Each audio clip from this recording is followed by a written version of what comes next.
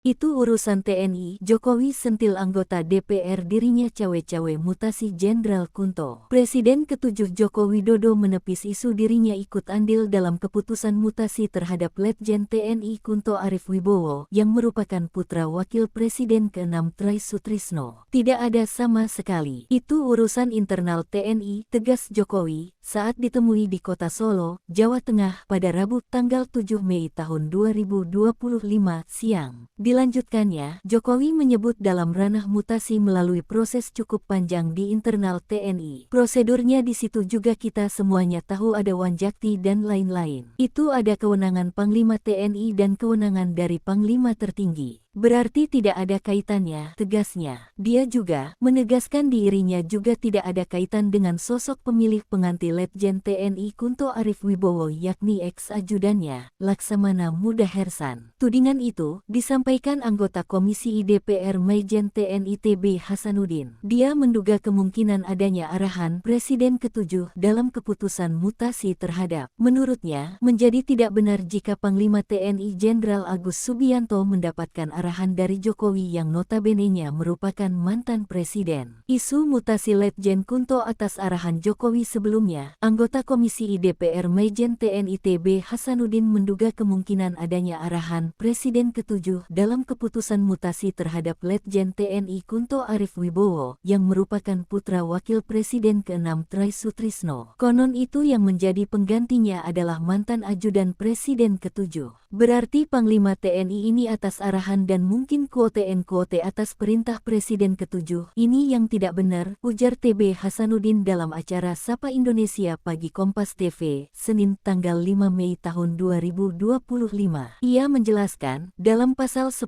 Undang-Undang Dasar 1945, Presiden merupakan pemegang kekuasaan tertinggi atas Angkatan Darat, Angkatan Laut, dan Angkatan Udara. Artinya, Presiden Prabowo Subianto lah yang merupakan pemegang kekuasaan tertinggi terhadap TNI saat ini.